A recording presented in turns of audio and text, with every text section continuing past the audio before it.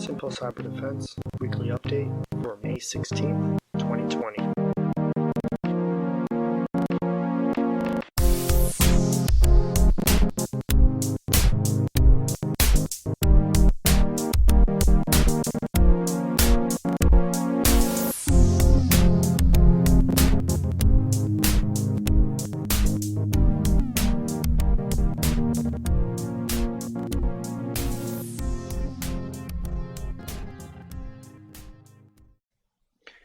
Welcome back to the Simple Cyber Defense Podcast. In this week's episode, we're going to be discussing vulnerabilities that are found in iPhones, Mac, and Windows operating systems. So let's begin. So we're going to start off with the iPhone vulnerabilities.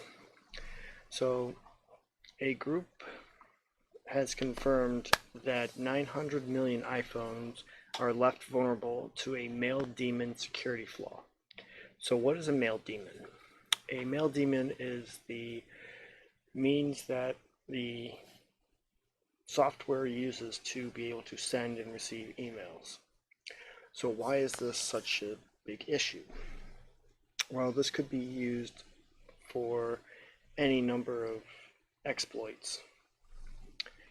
And Apple has recently confirmed that one of its oldest vulnerabilities has affected millions of iPhone users. And at a time of the writing, things are not looking good. Back in April, Apple acknowledged that every iPhone that has been launched in the past years was prone to remote attacks through the iOS Mail app. So in other words, they can use your iPhone's ISO Mail app to control your iPhone from the remotely. This is a big deal because then they can have access to your phone, steal data, or install apps that will further compromise your iPhone device. So the big question is, what can be done to fix this issue? Apple has been downplaying the severity of this issue. However, there have been talks about being a fix to the vulnerability in the upcoming iOS 13.5, which will be available for iPhone 6s and newer. But what about the phones before that? They will still have the vulnerability because they will not have this ISO 13.5 update. So what can happen to the older iPhones? Well, unfortunately, since there won't be a fix for it, the only thing you can do is to disable the ISO Mail app and either use Gmail or some other client app trusted enough to be able to use your email clients, because this particular mail daemon is only affecting the ISO Mail app and not of any other mail apps. So we're going to move on to the next issue, which is a critical Windows 10 flaw that could let hackers delete important files unless you update now. So the two major vulnerabilities that Microsoft highlight included their remote code execution flaws in the Microsoft Color Management and Windows Media Foundation. These flaws have give the nefarious parties power to install programs, view, change, or delete data, or create a new Windows 10 account. So how is this happening?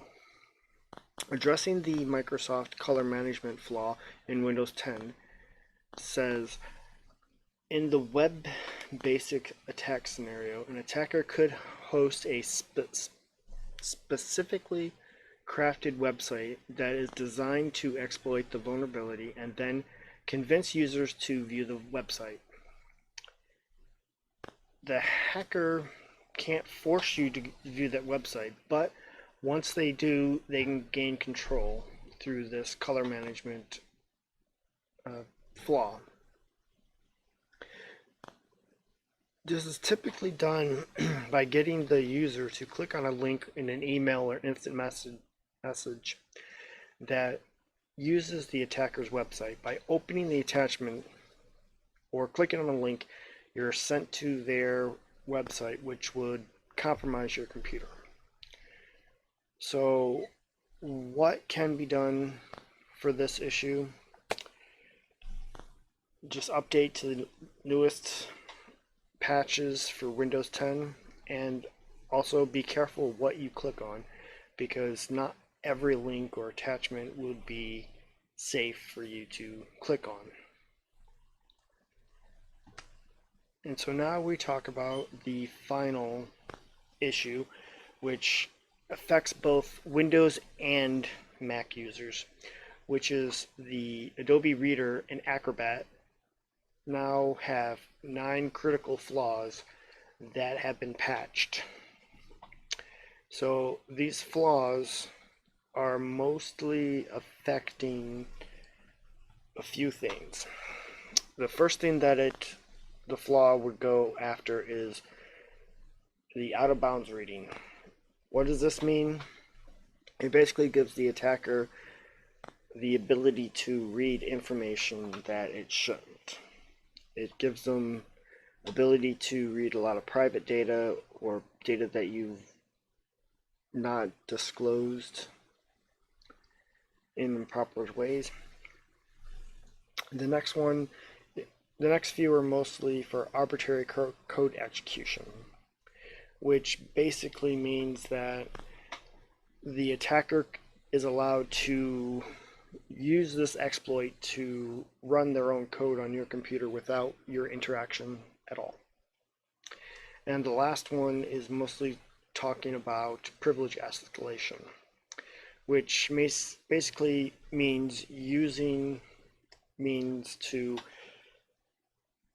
create an account which has no privileges and can't do anything, and then elevate it up or give itself rights to do everything it wants to. Basically, super user abilities. So they can delete your files, change anything they want, make your computer even more vulnerable. All of this is done mostly through the PDFs that Acrobat reads. So what an attacker will do is create a malicious PDF, send it to you through email, and then once you open it, it runs code in the background to exploit all these things. So the best thing to do is to make sure that your Adobe Reader or Acrobat is up to date with all its patches, because all of these codes have been patched up. So this concludes this week's security updates. So just remember, keep everything up to date, and tune in for the next one to see what is next in the crazy world.